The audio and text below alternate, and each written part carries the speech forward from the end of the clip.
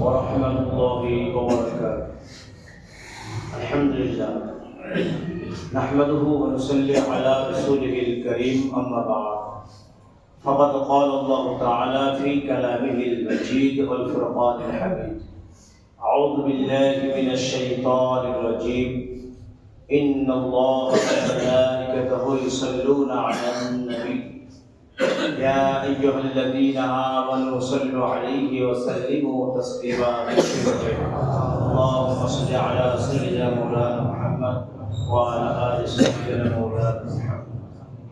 قال الله تعالى في كلامه المجيد والفرقان الحميد يا أيها الذين آمنوا إذا نودي للصلاة من يوم الجمعة فاسعوا إلى ذكر الله وذروا البيع ذلكم خير لكم إن كنتم تعلمون. صدق الله العلي العظيم. মহাসম্মানীয় আজকের জুমার সমস্ত মুসল্লিবৃন্দ, আমরা সর্বাগ্যে সর্বপ্রথম মহান আল্লাহ পাক সুবহানাহু ওয়া তাআলার দরবারে লাখ কোটি শুকর আদায় করি যে মহান রব্বুল আলামিন আমাদের সকলকে তার পবিত্র স্থানে একত্রিত করেছেন, আসার তৌফিক দিয়েছেন। প্রাণ ভরে সেই মাহবুবের দরবারে, মুনিবের দরবারে সিজদা অবনত মস্তকে শুকরিয়া জ্ঞাপন করি। সকলে উচ্চ আওয়াজে বলি আলহামদুলিল্লাহ। তারই পরে মরুদুলাল মরুভাস্কর মা আমিনার লাল জগৎগুরু বিশ্ব নবী আশরাফুল আম্বিয়া সাইয়্যিদুল মুরসালিন রাহমাতাল লিল আলামিন জনাব মুহাম্মদ রাসূলুল্লাহ সাল্লাল্লাহু আলাইহি ওয়াসাল্লাম তার উপর লাখ কোটি দরুদ ও সালাম আমরা একবার বলি সাল্লাল্লাহু আলাইহি ওয়াসাল্লাম। বিশেষ করে কয়েকটি কথা আমি আগেই বলে নিই, তারপরে আমার বক্তব্য আমি শুরু করবো ইনশাআল্লাহ। প্রথম কথা হচ্ছে, আগামী 12ই পৌষ আপনারা জানেন বড়পীর সাহেবের নেওয়াজ যেটা হয়, দীর্ঘদিন ধরে আপনারা করে আসছেন, সেটা 12ই পৌষ অগ্রহণ এর পরের মাসটাই, এবং ধার্য করা হয়েছে 400 মনে হয় 420 টাকা মাথা পিছু ধার্য করা হয়েছে। এটা আপনারা দেবেন যারা শরীক হতে চান, যারা এই নেওয়াজে শরীক হতে চান তারা দেবেন। এবং এটা অ্যাকচুয়ালি কি জন্য করা হয় এই বিষয়ে কিছু আলোচনা না করলে আপনারা বুঝবেন না। আলোচনা অনেক আগে আমি করেছি। এইটা বিভিন্ন জায়গায় আছে, কোনো জায়গায় গরু জবাই করা হয়, কোনো জায়গায় ছাগল জবাই করা হয়। কারণ তৎকালীন জামানায় প্রচুর পরিমাণে মহামারী আসতো এলাকায়, মানুষ মরে যেত, প্রচুর মানুষ মারা যেত। সেই সময় কোনো এক বুজুর্গ মানুষ সেই গ্রামে আগমন করেছিল এবং তিনি সব শোনার পরে তিনি বললেন, তোমরা কিছু ভাত তরকারি রান্না করে বড়পীর হিসাবে নয় ফতেহা করে এটা সবাই বিতরণ করে খেয়ে নাও, সবাই বিতরণ করে না, এবং সে অল্প অল্প করে খাও। এই জিনিসটা বেশি খাওয়া জিনিস নয়, পেট ভরে খেলাম এটা নয়, অল্প করে খাও। এবং সেটা করার পরে সেই এলাকায় সেই জায়গায় গজব, আল্লাহর গজব আল্লাহ উঠিয়ে নেন। একবার জোরে বলুন সুবহানাল্লাহ। কারণ পীরদের কেরামতি মারহাত আমি আগেও বলেছি, আজও বলছি, বড়পীর সাহেব নয় ফতেহা মানে জায়গায় ব্যাপার মনে করবেন না। সুতরাং সেই ফতেহা আগামী 12ই পৌষ আমাদের করে হবে, আপনারা জানেন, যেখানে প্রতি বছর হয় ঈদগাহে। সবাই শরীক হয়ে যাবেন, কেউ বাদ যাবেন না। কারণ একটা কথা বলি, যাদের দাড়ি নাই, দাড়ি রাখে না, দাড়িওয়ালারা তাদের ঘিরে রেখেছে। কথা বলতে পারতেছেন? যাদের দাড়ি নাই, দাড়ি রাখে না, বেনামাজি, তাদেরকে দাড়িওয়ালারা ঘিরে রেখেছে। এবং আল্লাহ পাক কার কখন কোন দোয়া কবুল করবে এটা আমার জানা নাই, কাকে আল্লাহ পছন্দ করে এটাও আমি জানি না। সুতরাং আমি কাউকে ঘৃণা করতে পারি না, এটা আমার ইসলাম শেখায় নাই। পাপকে ঘৃণা করো, পাপীকে ঘৃণা করো না। যে পাপ করলো সেই পাপকে ঘৃণা করো, পাপীকে ঘৃণা করো না কোনোদিন। সুতরাং এ সম্পর্কে আমি বেশি কথা বলবো না। আজকে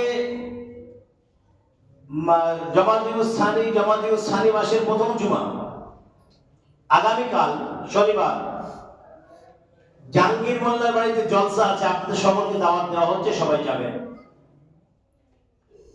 আর একটা কথা,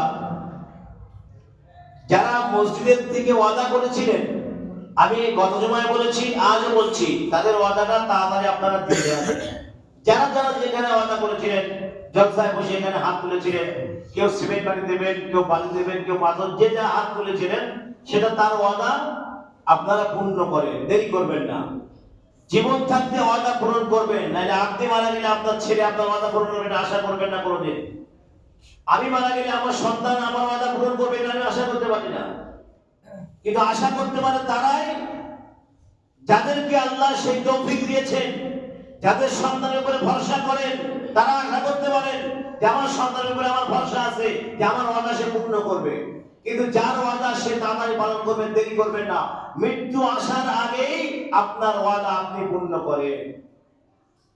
সুতরাং আমি আমার মূল আলোচনার দিকে চলে যাব।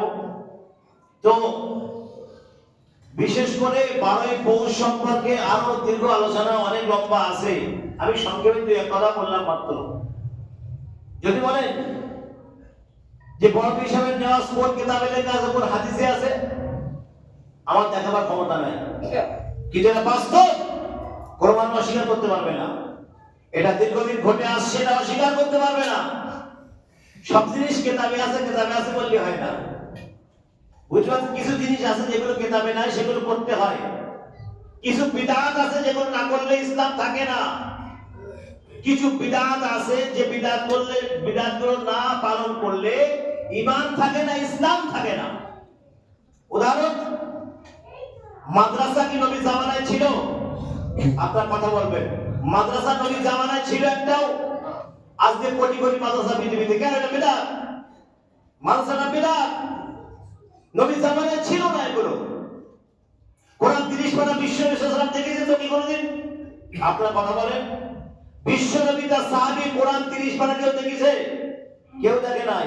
আজকে আমরা দেখছি কোরআন 30 পারা। আগে কোরআন কোথায় থাকতো? গাছের গায়ে, পাথরের গায়ে লেখা ছিল পবিত্র কোরআন। এই কোরআনকে এক জায়গায় করলেন, এক জায়গায় করার পরে যে জবর পেশ নোক্তা দিলেন। কিন্তু কোরআনটা 30 পারা এইভাবে পর কে আমার নবী পাক সাল্লাল্লাহু আলাইহি ওয়াসাল্লাম খলিফা ওমরকে বলেছেন। তাহলে এইভাবে করে আস্তে আস্তে দেখলে বুখারী শরীফ, তিরমিজি, নাসাই, ইবনে মাজাহ, আবু দাউদ, সিয়াসিত্তার যে 6টা হাদিস আছে, সিয়াসিত্তার 6টা হাদিস বিশ্ব নবী সাল্লাল্লাহু আলাইহি ওয়াসাল্লাম চোখে দেখেছে কোনদিন? আপনারা তো বেদাত করে মাথা খারাপ করেন। এই বেদাতগুলো না করলে ইসলাম থাকবে, ঈমান থাকবে?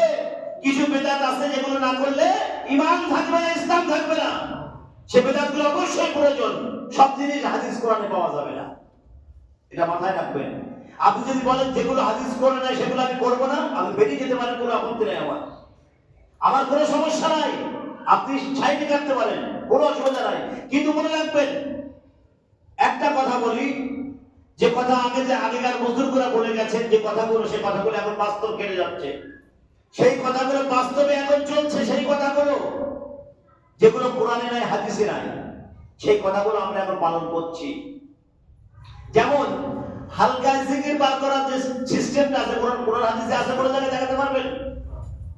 এগুলো আগেকার মানুষেরা, আগেকার বুজুর্গরা করেছেন, আগেকার আল্লাহ ওলিরা করেছেন, সেগুলো আমরা করছি। সুতরাং কিছু জিনিস আছে যেগুলো কোরআন হাদিসের বাইরে, এগুলো না করলে ঈমান থাকবে না, ইসলাম থাকবে না। আবার বলছে, কেউ বলছে কুল্লু বিদআতিন দালালা ওয়া কুল্লু দালালাতিন নার, সমস্ত বিদআই গোমরাহ, সমস্ত গোমরাহই জাহান্নামী। এটা অসম্ভব, এটা হতে পারে না। সব বিদআত জাহান্নামী যদি হয়, এই যে বিদআত করা আপনার সামনে বললাম, এই বিদআতগুলো না করলে ঈমান থাকবে, ইসলাম থাকবে? আপনারা বলেন। এই বিদআতগুলো করতে হবে তো। ঘড়ি নবী জামানায় ছিল, ঘড়ি ছিল তৎকালীন জামানায়, এখন ঘড়ি পড়তেছি আমরা, এটা বিদআত। তারা সময় নির্বাচন করতো, সূর্যের দিকে তাকিয়ে সময় নির্বাচন করতো, কত আন্দাজ ছিল তাদের। এখনকার জামানায় ঘড়ি উঠেছে। মাইক তখন ছিল না, এখন মাইক না হলে আমি আমার কথাগুলো আপনাদের শোনাতে পারতাম না। সুতরাং এই সিস্টেমগুলো, এই জিনিসগুলো বিজ্ঞান আবিষ্কার করেছেন। তৎকালীন জামানায় কোরআনের আগে কোনো কিতাব ছিল না। কোরআন ফার্স্ট আল্লাহ নাযিল করেছেন। কোরআন নাযিল করার পরে বিভিন্ন কিতাব পুস্তক পৃথিবীর জমিনে এসেছে বা মানুষ লিখেছে। কোরআন থেকে ইহুদি বেঈমানেরা বিভিন্ন জিনিস আবিষ্কার করছে, আজও করছে না। একটা ইহুদি হয়ে কোরআন রিসার্চ করতে পারে, একটা ইহুদি হয়ে কোরআনের গবেষণা করছে।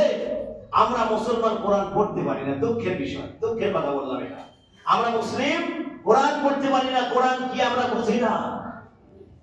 কিন্তু একটা কথা বলি, যে মূল কথাটা আমার বিশেষ করে আজকে আলোচনা ছিল, জুমা গরিবদের জন্য হজ কিনা, এটা মুনতাখাব হাদিসের ভিতরে পেয়েছেন। জুমা গরিবদের জন্য হজ আল্লাহ রাসূল বলেছেন।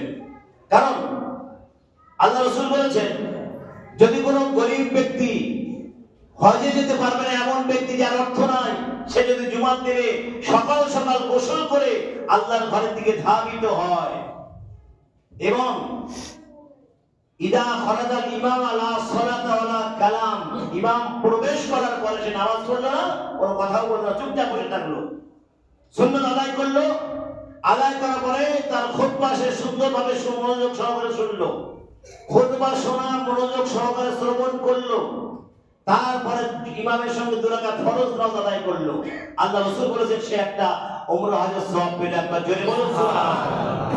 একটা উমরা হজের সওয়াব পেল। এইবার যদি আপনারা বলেন যে উমরা হজের সওয়াব পরিপূর্ণ কি পাবে, সূরা ইখলাস 3 বার পড়লে 1 খতমের সওয়াব। ভালো করে বুঝবেন কথাগুলো। সূরা ইখলাস কুল হুয়াল্লাহু আহাদ, এই সূরাটা 3 বার পাঠ করলে 1 খতমের সওয়াব। তাহলে পুরো খতম পড়লে যে সওয়াব হবে আর 3 বার পড়লে সওয়াব হবে, এটা কিন্তু এক হবে কোনোদিন এক হওয়া সম্ভব নয়। সব আপনি পাবেন, কোরআন খতমের সওয়াব আপনি পাবেন, কিন্তু কোরআনের যে মর্যাদা, কোরআনের যে বরকত থেকে আপনি মাহরুম হলেন। একটা খতম করলে যে সওয়াব পেতেন, 3 বার সূরা ইখলাস পড়লে সেই সওয়াব আপনি পাবেন, কিন্তু বরকত থেকে মাহরুম হবেন। সূরা ইয়াসিন যদি কেউ 3 বার তেলাওয়াত করে 1 খতমের সওয়াব পাবে। তাহলে একটা জিনিস বুঝতে হবে, এক আল্লাহ রাসূল বলেছেন একটা হজের সওয়াব, তার মানে সেই গরিবটা যে মক্কায় যেতে পারবে না, যে আল্লাহর কাবা দেখতে পারবে না, সে যেন তার এলাকায় মসজিদে সকাল সকাল সে ধাবিত হয় এবং মসজিদের দিকে সকাল সকাল সে আগমন করে এবং সে ইমামের কাছাকাছি বসে খুতবা সুন্দরভাবে শ্রবণ করে। এখন সব কথা যদি আপনারা বলেন দলিল প্রমাণ দলিল প্রমাণ, দলিল প্রমাণ ছাড়া যে কথাগুলো আছে সেগুলো আমি আলোচনা করতে যাচ্ছি বিশেষ করে। কারণ সিয়াসেতার 6খানা হাদিসের বাদে পৃথিবীর জমিনে কোটি কোটি হাদিস ছড়িয়ে আছে, কোটি কোটি হাদিস ছড়িয়ে আছে। আলেম ওলামাদের সেই সম্পর্কে কোনো অভিজ্ঞতা নেই। বিভিন্ন আলেম ওলামারা আছে সিয়াসেতার হাদিসটাই মুখস্থ করে, সেই হাদিসটাই মানুষের সামনে পেশ করে, তার বাইরে অসংখ্য হাদিস আছে, এখনো অসংখ্য হাদিস আছে, সেই হাদিসগুলো থেকে পাওয়া যাচ্ছে, সেইগুলো থেকে পড়া, সেগুলো মানুষ গুরুত্ব দিচ্ছে না। আল্লাহ নবীর শুধু জীবনে 6টা হাদিসই শেষ, তার জীবন অতিবাহিত হয়ে গেল না। 6টা হাদিসের ভিতরে তো শুধুমাত্র নবীজির সবকিছু বলা সম্ভব নয়। এখনো সিয়াসেতার বাইরে অসংখ্য হাদিস আছে, সেই হাদিসগুলো তোমরা পাঠ করো। আমরা হাদিস আরবি পড়তে পারলে হাদিসে আছে বলছিস, হ্যাঁ চিন্তা করেন, আরবি পড়তে পারলে হাদিসে আছে। আর হাদিস কি বলবেন আপনি? হাদিস সম্পর্কে আপনি হাদিস চোখে দেখেছেন বলতে আগে বলেন যে আপনি হাদিস শরীফ চোখে দেখেছেন কিনা। বুখারী, তিরমিজি, নাসাই, ইবনে মাজাহ, আবু দাউদ শরীফ যদি আপনি চোখে দেখেন তাহলে বলেন অরিজিনাল হাদিস যদি আপনারা দেখে থাকেন। হাদিসগুলো আপনি পাবেন কোথায়? লাইব্রেরিতে। এগুলো পড়বে কারা? যারা মাদ্রাসায় পড়ে, ইউনিভার্সিটিতে পড়ে, তারা এই হাদিসগুলো পাঠ করবে, এই হাদিসগুলো তারা পড়বে। এই হাদিসগুলো সম্পর্কে পড়ে কি অভিজ্ঞতা হবে?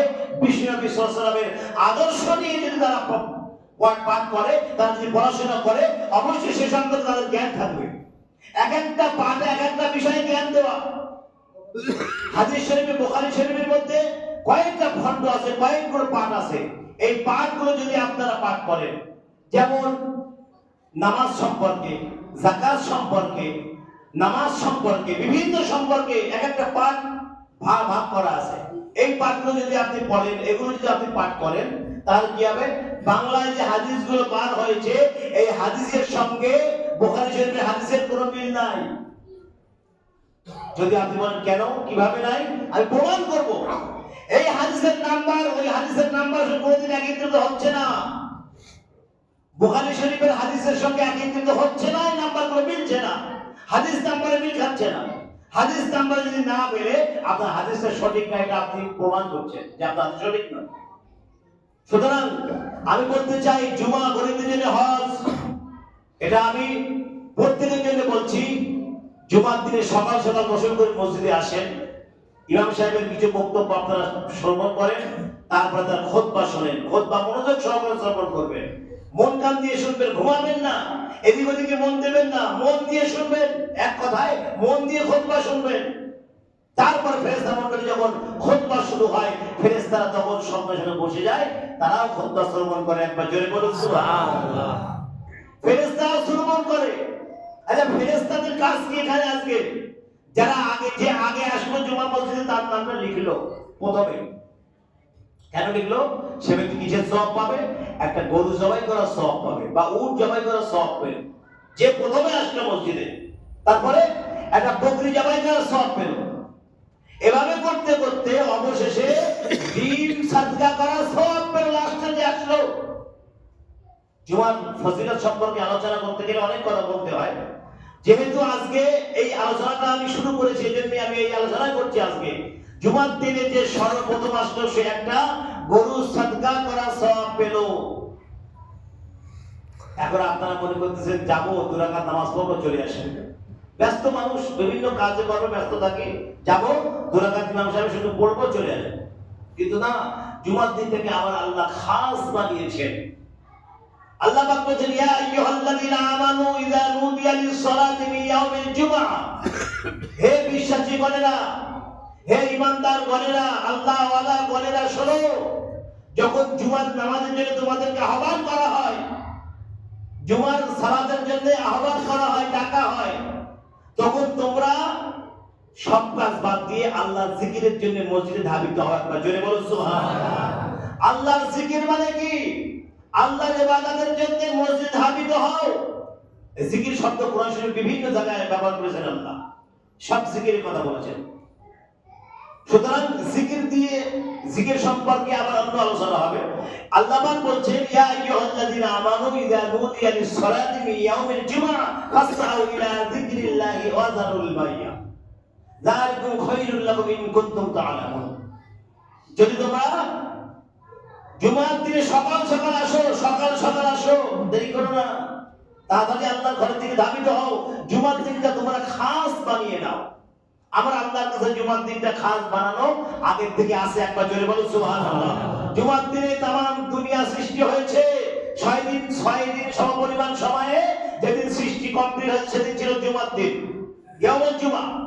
আর শুক্রবার জুমার দিনে আল্লাহ বিচার ফয়সালা করবেন। একবার জোরে বলো সুবহানাল্লাহ।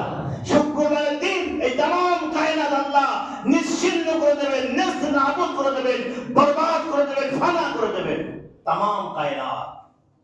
কেউ থাকবে না সেদিন, এমন মানুষ থাকবে না পৃথিবীতে একজন আল্লাহ আল্লাহ বলবে বা জোহরের নামাজ পড়বে, আসরের নামাজ পড়বে, এমন মানুষ তামাম পৃথিবী থেকে একজন থাকবে না, একটা মানুষ সেদিন থাকবে না। সেই দিন আল্লাহ তামাম দুনিয়া ধূলিসাৎ করে দেবেন। সে সম্পর্কে আল্লাহ সূরা জিলজালের ভিতরে বলেছেন, কোরআন শরীফে বিভিন্ন জায়গায় সে সম্পর্কে আল্লাহ আলোচনা করেছেন, সে বিষয়টা আলাদা।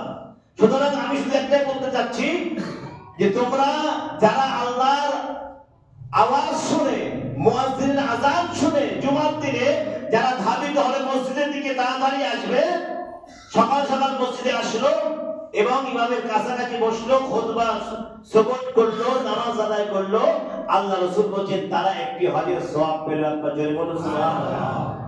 সুতরাং আজকের দিনটা, জুমার দিনটা আমাদেরকে খাস করে নেওয়া উচিত যে জুমার দিনটা সপ্তাহে একদিন আমি মসজিদের জন্য আমি আল্লাহর দরবারে যা হাজিরা দেব, সেদিনটা আমি খাস করে নিলাম, সকাল সকাল যাব, সকাল সকাল মসজিদের দিকে যাব, দেরি করব না।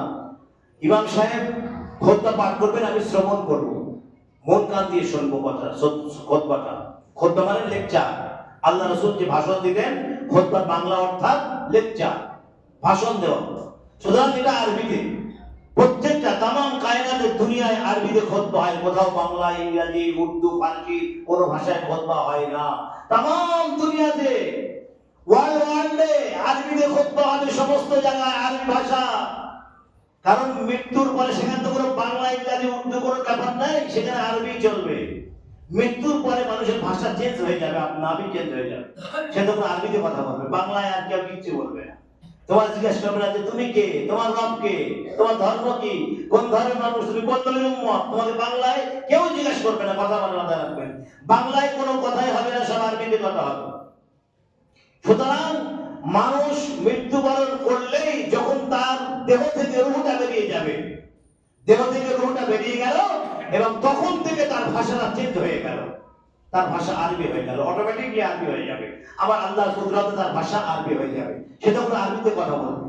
কবরে যখন যাবে সেখানে মুনকার নাকির আসবে, তাদের সাথে আরবিতে কথা বলবে, আর বাংলায় কোনো চান্স নাই।